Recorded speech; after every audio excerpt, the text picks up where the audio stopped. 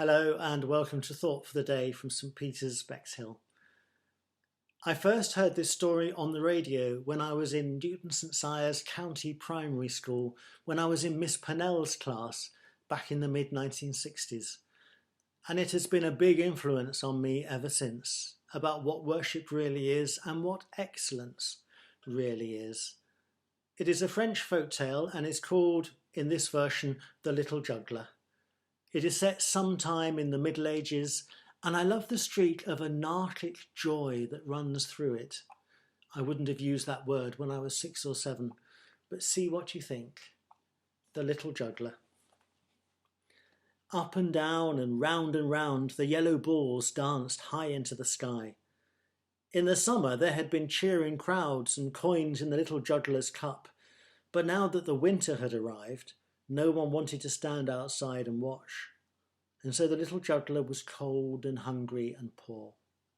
Up and round, he leaped and tumbled and rolled just to keep himself warm, and when he had no strength left even for that, he sat down in the village square and began to cry. "What's the matter, my child?" asked a kindly old monk. The little juggler dried his eyes. "I have no mother or father," he sniffled, "no money, no food, and no place to stay." The monk looked at the little juggler.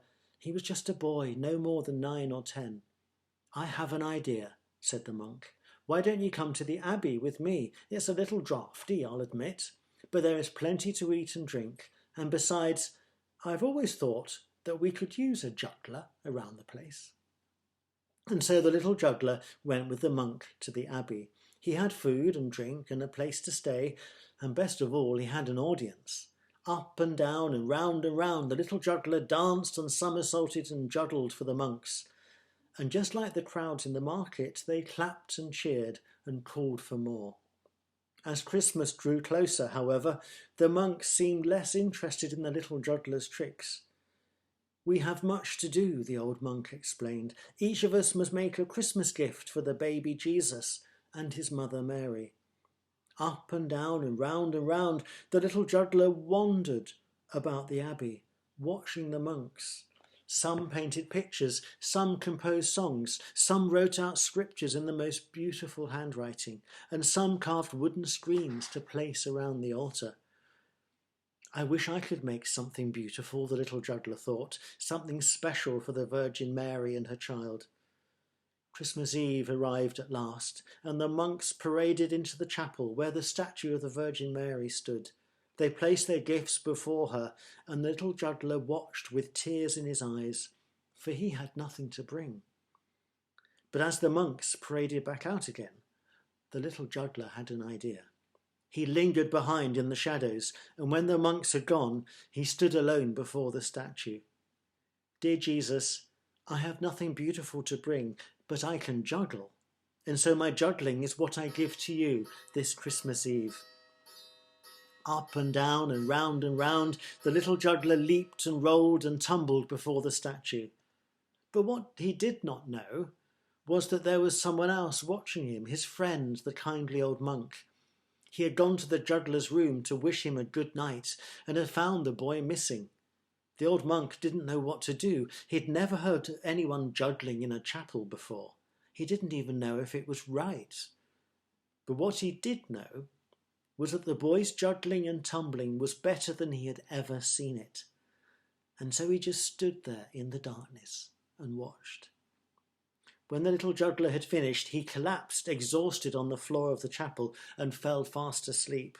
The old monk stepped forward to pick up his little friend and carry him to his room. But before he could take a second step, he had a most amazing vision. He watched in wonder as Mary herself, no longer a statue, walked down from behind the altar, accompanied by a host of angels. Up and round the angels flew, bringing the chapel, filling it with their songs. And while they sang, the Virgin Mary cradled the little juggler in her arms and thanked him for his Christmas gift. Then as quickly as they had come, the Virgin Mary and the angels were gone. The old man rushed into the chapel. "It's a miracle," he cried. and soon the whole abbey was awakened by the news. "You brought the best gift of all," said the monk to the little juggler, "because you gave the very best that you had to give." And so the little juggler juggled before the altar again, up and down and round that day and the next and every day, for the rest of his long and happy life.